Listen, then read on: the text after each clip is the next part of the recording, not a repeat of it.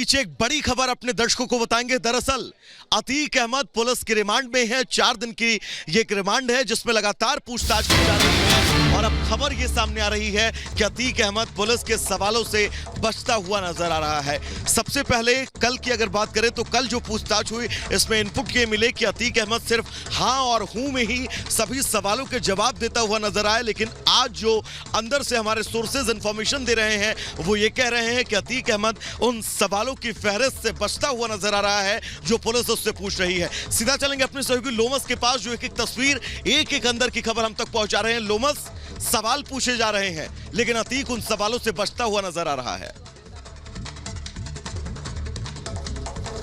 हाँ बिल्कुल बिल्कुल वैभव, यहाँ पे तस्वीरें जो निकल के सामने आ रही है, जो इनपुट निकल के सामने आ रहे हैं, अतीक अहमद और उसके भाई अशरफ से लगातार जो पूछताछ चल रही है, कई सारे बड़े खुलासे हो रहे हैं। आप देख सकते हैं जिस तरीके से पूछताछ जारी है, लेकिन यहाँ इस पूछताछ में जो अतीक अहमद जवाब दे रहा है वो केवल हाँ और हूँ में ही दे रहा है और लगातार वो गुहार कर रहा है कि मुझे वो मोबाइल दिखा दो जिस मोबाइल से मैं अशरफ से जेल में रहते हुए बात किया करता था। लगातार ही वो गुहार लगा रहा है और पहले जिस तरीके से ये निकल के सामने आ रही थी कि वो अपने बेटे के मिट्टी में शामिल होने के लिए गुहार लगा रहा था, लेकिन अब देखिए अब ये तस्वीर बिल्कुल बदल चुकी है। अब अतीक ये कहते हुए नजर आ रहा है कि अब मुझे वो मोबाइल दिखा दो जिससे मैं अशरफ से बात किया करता था, अपने फैमिली से बात किया करता था, उसके बाद सारे जवाब दूंगा। और लगातार ही जब उससे सवाल पूछ रहे तो केवल वो हाँ और हूँ में ही जवाब दे रहा है और उससे ज्यादा कुछ नहीं कह रहा है। जिस तरीके से सवाल किए जा रहे हैं, क्योंकि कई ऐसे सवाल हैं जिनके जवाब जानना बहुत जरूरी है, कई ऐसे सवाल है जिनका पूरा का पूरा ताल्लुकात उमेश पाल हत्याकांड से है, राजू पाल हत्याकांड से है, तो कहीं ना कहीं उसके जवाब यहाँ पे हाँ और हूँ में ही देते हुए अतीक नजर आ रहा है। लगातार ही कार्रवाई जारी है और लगातार ही पूछताछ भी जारी है। लगभग पूछताछ की अगर बात करें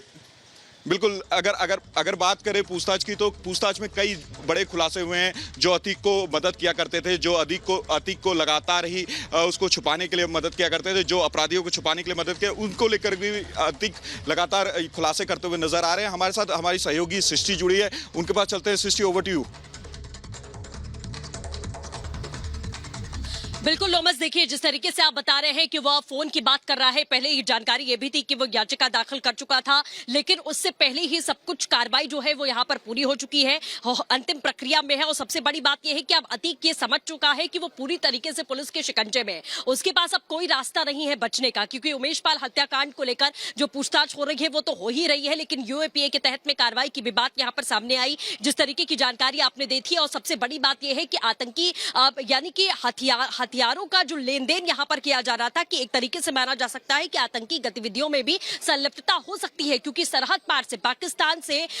जो हथियार है उसे लाने की और उसके बाद पंजाब के रास्ते उसे ड्रोन के जरिए गिरवाने की तमाम बातें जो है वो मेंशन की गई थी रिमांड की कॉपी में। इसीलिए अब अतीक की मुश्किलें और बढ़ी हैं। हथियारों को लेकर आपने देखा कि कल फतेहपुर लेकर भी टीम पहुंची हुई थी, उस वक्त की तस्वीर भी आपने देखी जब असद को लेकर सवाल पूछा गया तो अतीक चुप रहा, अतीक की ओर से कुछ नहीं कहा गया। हालांकि उसके भाई अशरफ की ओर से यह कहा गया कि अल्लाह की देन था, अल्लाह के पास चला गया, अल्लाह की चीज थी, अल्लाह के पास चला गया। इस तरीके के शब्दों का इस्तेमाल अतीक के भाई अशरफ ने जरूर यहां पर किया, लेकिन सबसे बड़ी बात आज की हकीकत यह है कि परिवार का एक भी सदस्य यहां पर शामिल नहीं हो पाया है, क्योंकि हर कोई फरार है और अतीक और उसका भाई इस वक्त पूछताछ में है, रिमांड में है, वो भी यहां पर नहीं पहुंच पाए। वैभव का रुख कर लेते हैं। वैभव, माना जा रहा है कि जो प्रक्रिया है वो अंतिम चरण में होगी और कुछ ही देर के बाद में सभी का कब्रिस्तान से बाहर निकलना शुरू हो जाएगा। वैभव। सच बिल्कुल ये प्रक्रिया जो अंतिम संस्कार की है वो बिल्कुल अंतिम चरण में हो। और जिस बात का आपने जिक्र किया,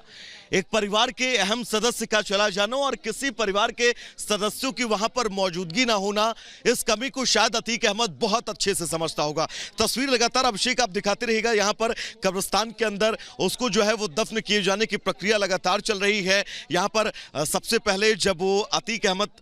ने जो एप्लीकेशन दिया था उस एप्लीकेशन को लेकर अभी तक सुनवाई नहीं हुई है, लेकिन इसी बीच अब असद के शव को जो है वो दफनाया जा रहा है उसकी कब्र के अंदर। कब्रिस्तान के बाहर सुरक्षा को लेकर एक एक तस्वीर रिपब्लिक भारत ने आपको दिखाई, ड्रोन के जरिए कैसे इस पूरे इलाके में नजर रखी जा रही है वो भी तस्वीर हमने आपको दिखाई। लेकिन इन तस्वीरों के जरिए एक बार अभिषेक आगे आइएगा और यहां से एरियल एंगल से कोशिश करिए इस पूरे इलाके की सराउंडिंग तस्वीरें दिखाइए कि यहां पर सुरक्षा को लेकर कितने चाक चौबंद इंतजाम किए गए हैं। यहाँ पर देखिएगा अभी भी कुछ लोग जो हैं वो असद की मिट्टी में शामिल होना चाहते हैं, जो बातचीत कर रहे हैं पुलिस वालों से कि उन्हें मिट्टी में शामिल होने दिया जाए, लेकिन पुलिस प्रशासन ये कह रहा है कि अगर आप बहुत करीबी नहीं हैं और आपके पास आईडी कार्ड नहीं है तो आपको अंदर जाने की परमिशन नहीं है। आप